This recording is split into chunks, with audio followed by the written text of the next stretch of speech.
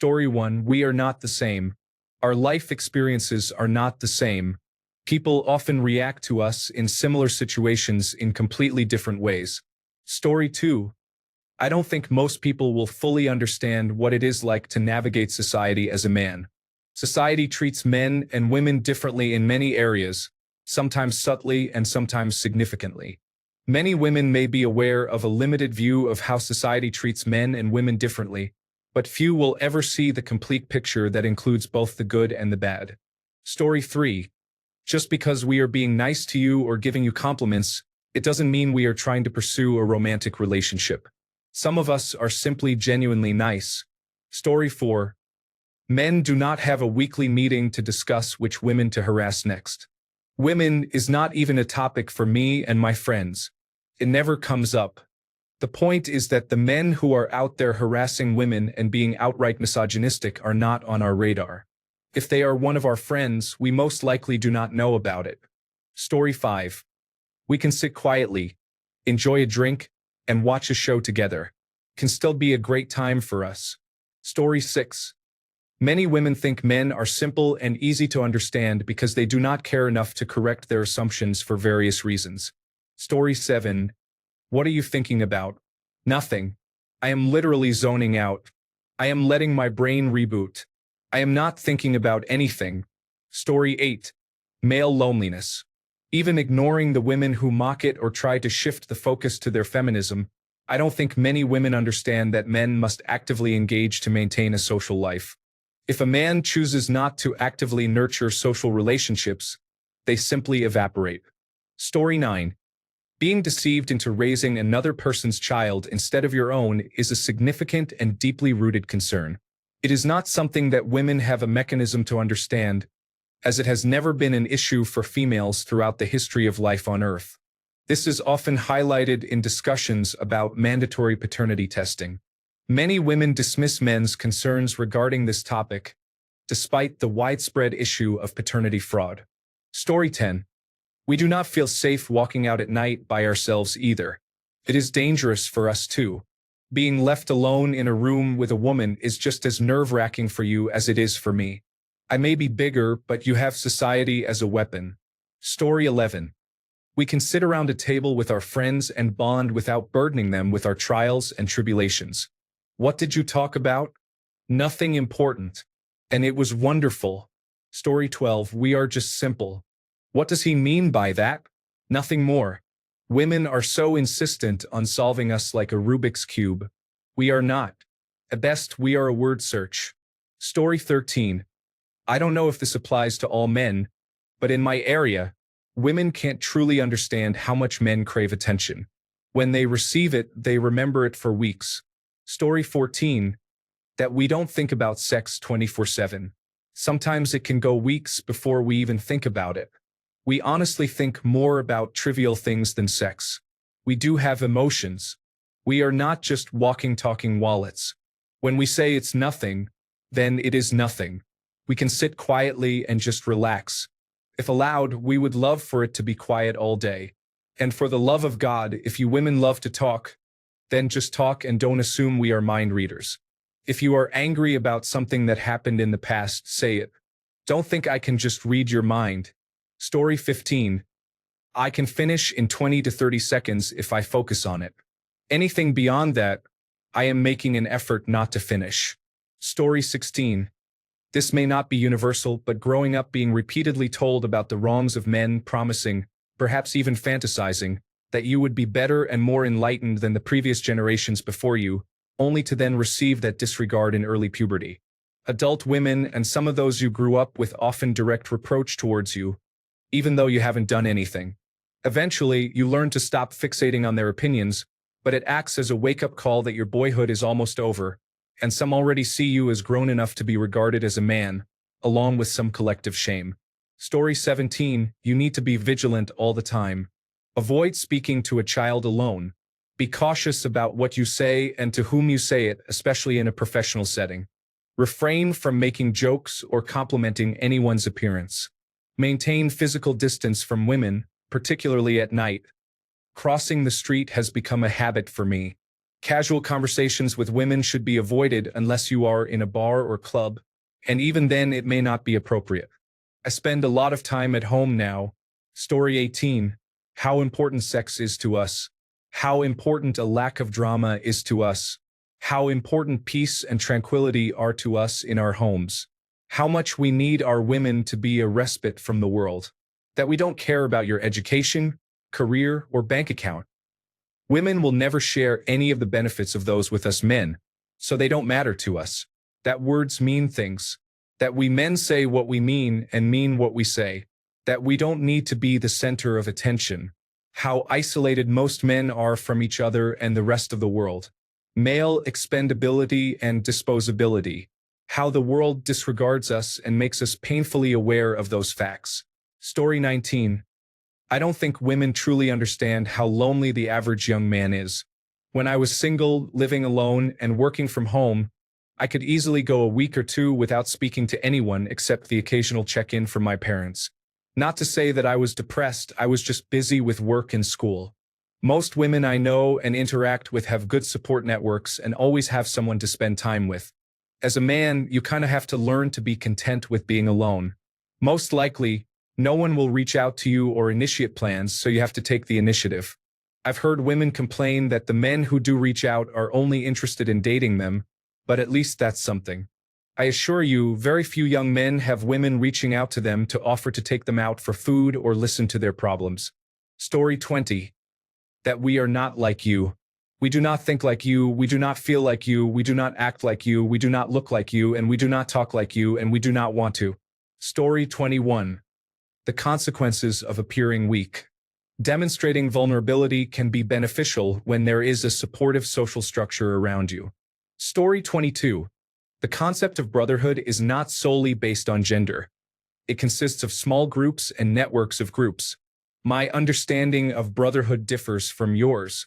In contrast, the sisterhood among women appears to be more extensive and widespread, based on my observations and conversations. Story 23.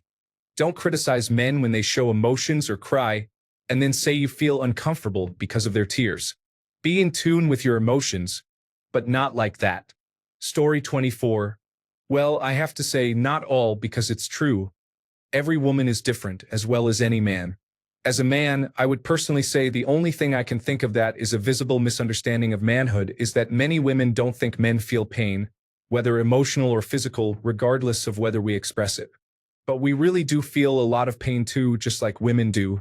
Additionally, many women think that only war and conflict can be a man's form of trauma, which is completely false. Many of us men carry decades of trauma and pain, and we are shamed and blamed for all of it, all because we are men. Story 25. Women have never experienced what it feels like to navigate society with virtually no support. There are support lines for almost any women's issue, but not for men. When a man is in trouble, the response is often "it sucks to be you," or it is simply regarded as humorous. Story 26. It is important to note that generalizations about gender can oversimplify individuals' diverse experiences and perspectives. However, there are aspects of the male experience that women may find difficult to fully understand. Story 27. If you tell us how much you appreciate the things we do, no matter how small, it makes our day to be seen and acknowledged. Story 28. That unpleasant feeling. The closest women get to it is being in a lifeless relationship. However, that feeling of being unwanted in general is difficult for women to articulate. Story 29. The patriarchy. I've talked to several women who have described the patriarchy as a secret club that everyone with an XY chromosome is automatically a part of, as if we are part of a diabolical scheme to make the world better for ourselves at the expense of women. I have news for you, men are affected by the patriarchy too. All the male issues you hear people vent about online or that certain groups discuss are a result of it as well. Believe it or not, men are not having a good time under the current circumstances either. The reality is I don't just walk into rooms and have the world handed to me. Do I benefit from being a man? Yes, there's no denying that.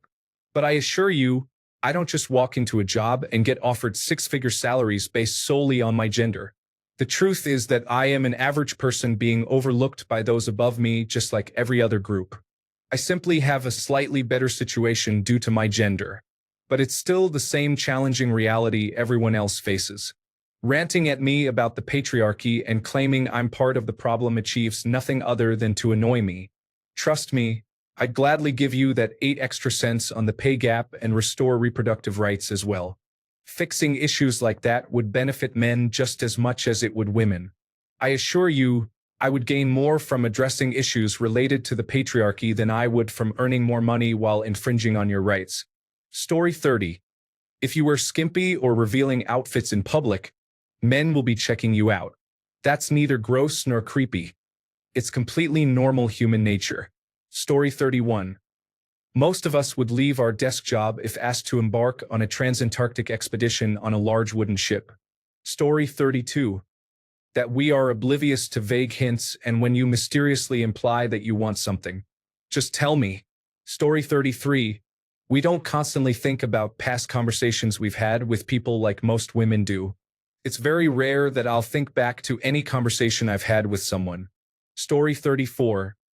The choices we make regarding our libido can be frustrating. When we are reprimanded for it, it feels like telling someone under the influence of a powerful sedative to simply stay more alert. They will never understand this unless they experience the same levels and quality of testosterone. Story 35. I want some flowers. Women aren't the only ones. I don't even like flowers. I just want someone to show they care. Story 36. We have feelings. We are human beings.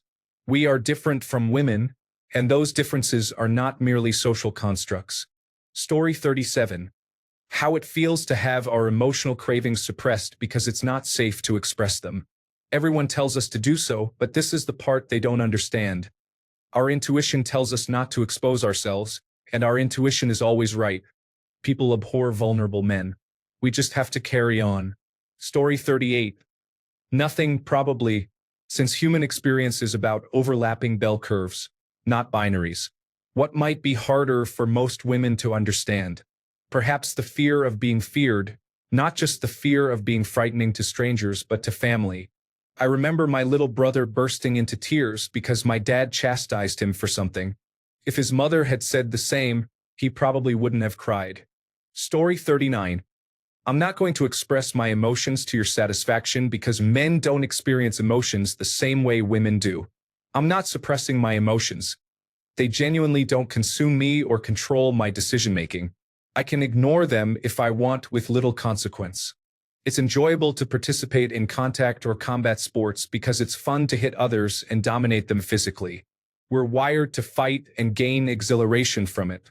We aren't immune to the same dangers as women. We can be attacked on dark streets, often face assault, and can be robbed. However, we are constantly planning how to fight back or maintaining situational awareness to avoid danger. We don't make a big deal out of it because it's innate for many of us to be the protector. We're not scared of those situations. We are prepared. We appreciate being big and strong because it helps us navigate all walks of life. We mock each other to motivate or sometimes because we know a weak, aimless, unprepared man is kind of disappointing. Sometimes we really don't want to talk.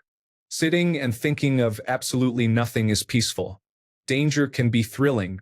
The term toxic masculinity is often defined by women. They don't understand men and view situations from a female perspective, believing that men should change.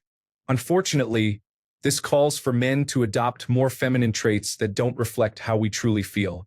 As a result, men often try to repress their masculine traits and end up feeling unsatisfied and somewhat lost. Story 40. Your career, education, financial assets, and bank balance do not significantly influence our romantic attraction. While these factors may add to a colorful personality, we are often not as excited about them as you might be. It can be tough to hear, but we prioritize simple, surface-level attributes, such as your hairstyle or whether we can enjoy listening to you for more than a minute. What matters much more are your abilities in bed, your eagerness to spend quality time with us, and your capacity to provide comfort and ease from the exhausting outside world. Do you look good accompanying us to dinner? Do you take care of your body and health? Are you generally a happy person? Can you accept criticism and use it to improve without creating drama? These qualities are infinitely more important. At the end of the day, intimacy is a need for us, but we would prefer to share it with you than with anyone else. Our greatest source of personal pride is our ability to make sound decisions for our collective well-being. Your advice does not diminish this, but we take pleasure in being the final decision makers in significant choices. We do not mind covering expenses as long as there is mutual understanding about what we are paying for, and appreciation and respect go a long way. We want to avoid being burdened by your substantial student loan debt. That is a different matter. We do not wish to embark on a lengthy investigation to discover why you may be sulking when everything seems fine. We do not enjoy engaging with posts about mental health on social media. Instead, solve the issue and focus on enjoying life as much as possible. That is what we care about. Your expensive handbag has no bearing on whether we find you attractive, respectable, or possessing good taste. Story 41. As a woman, I wonder about testosterone and how it grants men such strength. As a gym goer, I see new male members lifting weights that I have been lifting for years as if it's nothing. Story 42. We are straightforward yet concrete thinkers. We focus on one task at a time and perform it well. We also express one idea at a time, which can be challenging for some to grasp. We require quiet time occasionally. Story 43. What makes you happy and what you need when you are trying to heal, work through issues, and find your footing is not necessarily what others need. Labeling men's coping mechanisms as ineffective because they are different from yours is unproductive. Story 44.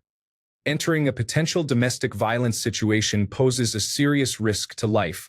A woman confronting an abuser is far less threatening than a man entering the room. I see many women refer to men as boys, weak, or cowards for not risking their lives when some women choose not to leave their situation for various reasons. Imagine if a man was harmed for intervening and she still chose to stay. What would you say then? He was a good man and didn't deserve that? Story 45. Just because we don't have periods doesn't mean we don't carry a heavy hormonal burden that affects our behavior in ways we would prefer to avoid. We also deserve to be given some understanding at times. Story 46. The whole male experience. Most women truly believe that it is comparable to the female experience but easier. Could not be further from the truth. Story 47. Male loneliness. Most of us do not receive anywhere near the attention and validation that women do, and for many of us, dating is often disappointing. If you have used dating apps, you are likely aware of this. Story 48. We are often viewed as the disposable gender in the broader context of species continuation. Consequently, society does not react with the same shock when men die. Since we are seen as disposable and our perceived value is lower, we do not have the same support structures that women have. Story 49. We will never have as easy access to the opposite sex as they do by a long shot. An average-looking female can attract men's attention with very little effort. An average guy has to possess strong redeeming qualities to even be noticed. Story 50. The social expectations that a man experiences while growing up and as an adult are often understood at a surface level, but not at a deeper experiential level. A man will never fully grasp the equivalent experiences of a woman. Story 51. It gets difficult for no reason at all. It has a mind of its own. Oh, I almost forgot. The body does not have enough blood for two heads to work correctly. Story 52. How does it feel when we open up to you and share our deepest thoughts, only for you to use them against us later in a fight? Story 53. We don't need to discuss everything excessively. Did you hear about someone cheating on someone else? It's a crazy world.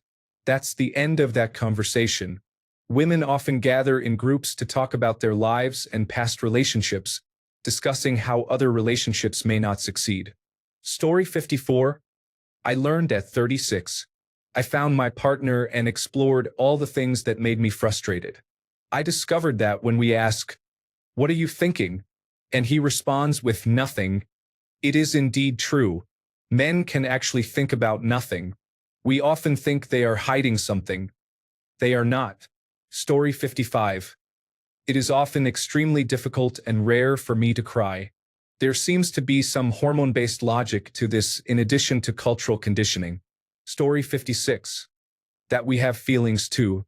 We just aren't allowed to express them. When women cry, they are comforted. When men cry, they are seen as weak. Being a man these days is hard. Story 57. I'm going to be completely honest. I wish women understood that if a woman's significant other expresses a desire to invite another man to engage in intimate activities with her, it doesn't mean he is being disrespectful or that he doesn't love her.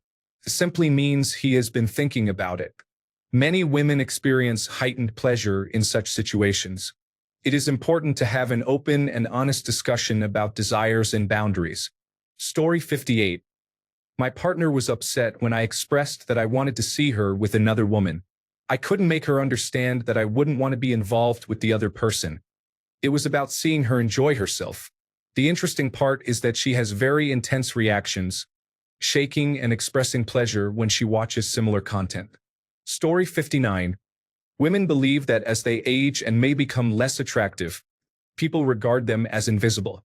The truth is that they return to a baseline, similar to how most men and less attractive women are treated every day.